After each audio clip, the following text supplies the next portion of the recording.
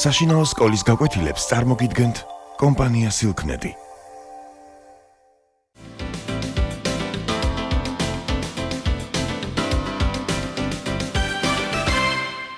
მოგესალმებით.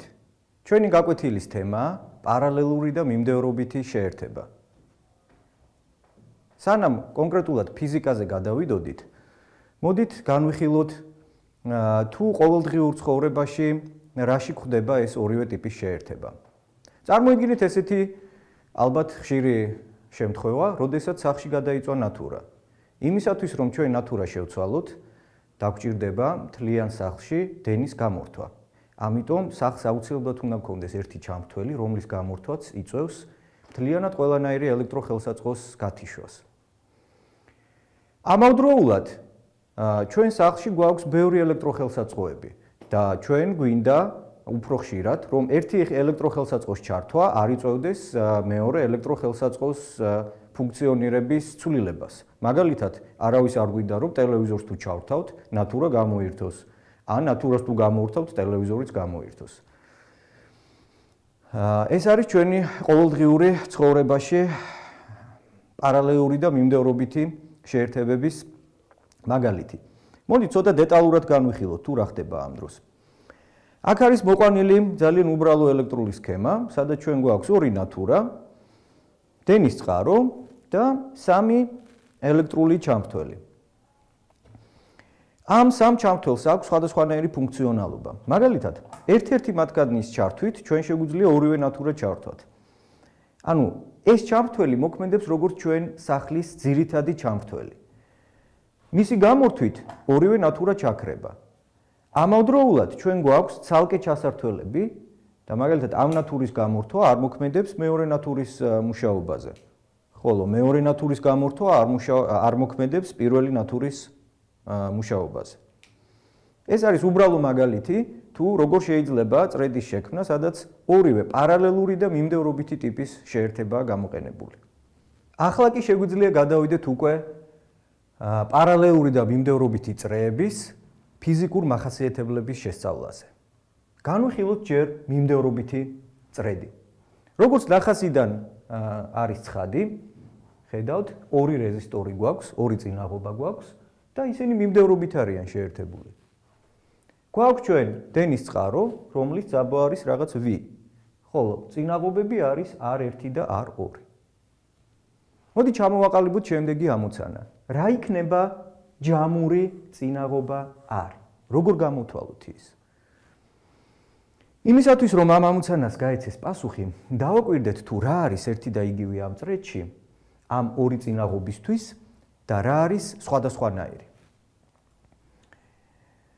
ერთი შეხედვითაც ადვილი სანახავია, რომ დენი, რომელიც გამოდის დადებითი ტერმინალიდან უარყოფითისკენ, ამ დენს აქვს, ანუ ამ მუხტებს აქვს ერთადერთი გზა, რომ მივიდნენ საწინააღმდეგო ტერმინალამდე. რატომ? იმიტომ რომ თუ ამას ნებისმიერ ადგილას გავწყვეტთ ამ წრედს, მუხტებს საშუალება აღარ ექნებათ, რომ გადაადგილდნენ.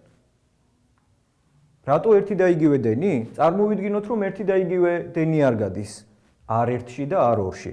მაშინ დენს აუცილებლად მუხტებს მოუწევთ სადმე დაგროვება, რაც რეალურად არასდროს არ ხდება. ანუ, როდესაც გამტარში გადის ელექტრული დენი, იგი თვითონ გამტარი არასდროს არ იმუხტება. მაშასადამე, რადგან R1-ში და R2-ში გადის ერთი და იგივე ელექტრული დენი, ჩვენ შეგვიძლია ეს შემდეგნაირად დავწეროთ. ჯამური დენი იქნება ტოლი I1-ის და იქნება ტოლი I2-ის. კარგით, გადავიდეთ ძაბვებზე. რა შეგვიძლია ვთქვათ ჩვენ ძაბვაზე, რომელიც მოდებულია R1 წინაღობაზე, დავარქვათ მას V1 და ძაბვაზე, რომელიც მოდებულია R2 წინაღობაზე, დავარქვათ მას V2. რადგან ეს ძაბვები მიმდევრობით არის შეერთებული, ამიტომ მათი ჯამი ჩვენ უნდა გვაძლევდეს საწყის ძაბვას. ანუ ჩვენ შეგვიძლია ეს ასე ჩავწეროთ. საწყისი ძაბვა V უდრის V1 პლუს V2. აი ამ ორი განტოლების გააზრების შემდეგ ჩვენ შეგვიძლია გამოვთვალოთ ჯამური წინაღობა მიმდევრობითი წრედისთვის. ჯამური წინაღობა განმარტების თანახმად არის ძაბვა გაყოფილი ჯამურ დენზე. არ დაგვაუწყდეს, რომ ჯამური დენი ტოლია R1-ში გამავალი დენის და ასევე ტოლია R2-ში გამავალი დენის. ომის კანონის გამოყენებით ჩვენ შეგვიძლია ჩავწეროთ შემდეგი განტოლება.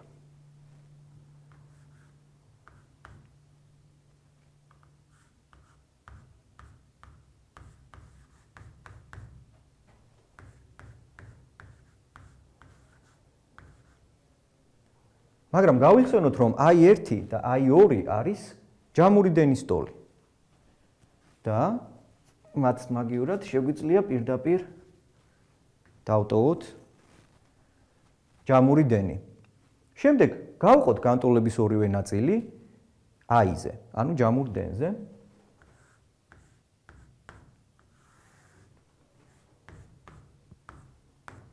რა თქმა უნდა, ის შეიკვეცება, ხოლო გავიხსენოთ, რომ ძაბვა გაყოფილი ჯამურ დენზე არის ჯამური წინაღობა, არის, რასაც ჩვენ ვეძებდით და გამოგვივიდა ძალიან უბრალო გამოსახულება.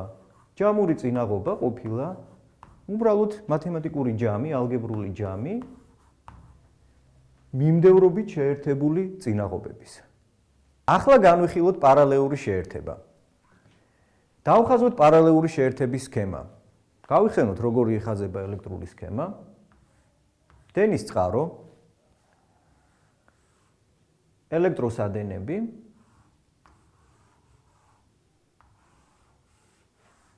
წინაღობა R1 და წინაღობა R2. შევაერთოთ. ესე იგი, ძაბვა არის V, ელექტროწყაროს ძაბვა არის V. R1-ის წინაღობა არის R1, R2-ის წინაღობა არის R2. ამოცანა იგივეა, თუ რა იქნება ჯამური წინაღობა R. განმარტების თანახმად ჯამური წინაღობა არის ძაბვა გაყოფილი ჯამურ დენზე. მაგრამ ამ შემთხვევაში დენი უკვე ერთი და იგივე აღარ არის ამ გამტარებში. დავაკვირდეთ, როდესაც დენი მოდის დადებითი ტერმინალიდან უარყოფითისკენ, აი ამ წერტილში დენის ნაკადი, ანუ მუხტების, მოძრავი მუხტების ნაკადი იყოფა ორად. და ის დამოუკიდებლად აგრძელებს მოძრაობას R1-ში და R2-ში. შესაბამისად, ასეთი ტიპის ჩართვის დროს მე რომ აქ გავწყვიტო ელექტრული წრედი, ცხადია რომ R2-ში გამავალ დენზე ეს საერთოდ არ იმოქმედებს. და პირიქით, თუ R2-ში გავწყვეტავ დენს, R1-ში იგივე დენი გავა. ანუ დენები R1-ში და R2-ში გამავალი დენის სიდიდეები ერთმანეთისგან დამოუკიდებელია და ამავდროულად ერთმანეთის ტოლი არ არის. I2 და I1 ერთმანეთს აღარ უდრის. აბა რა კავშირია მათ შორის? დავფიქრდეთ, რომ მიუმატოთ ეს ორი დენი, ანუ ამ მიმართულებით წასული და ამ მიმართულებით წასული.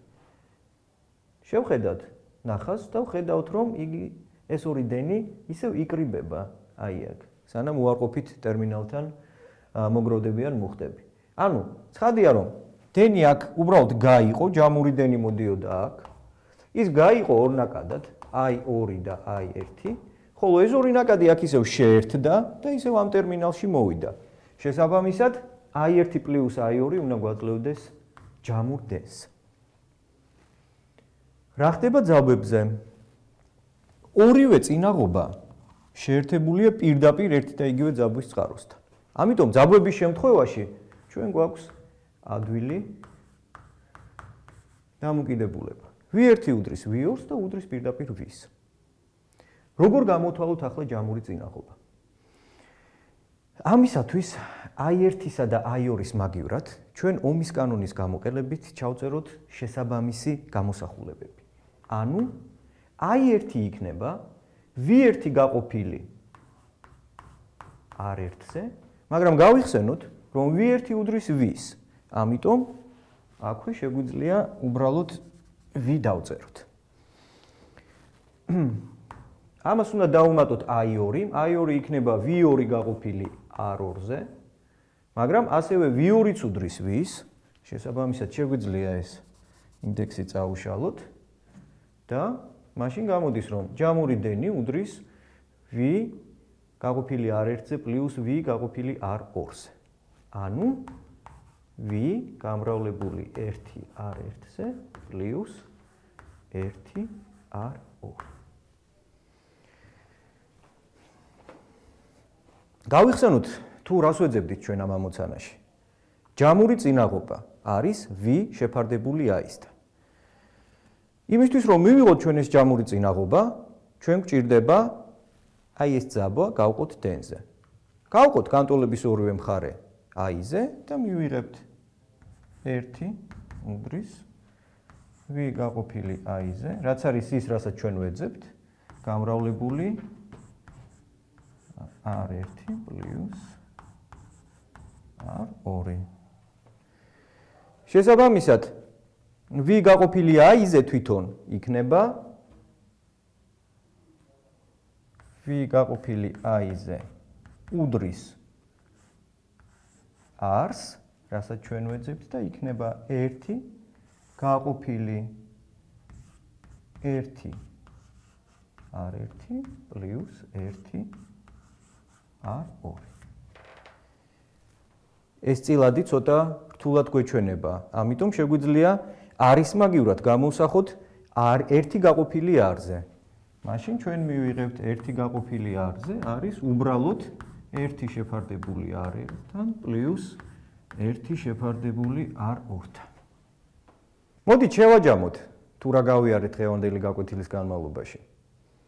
პირველი, რაც ჩვენ შევისწავლეთ, იყო მიმდევრობითი შეერთების დროს ჯამური წინაღობა. და ჩვენ მივიღეთ შემდეგი შედეგი.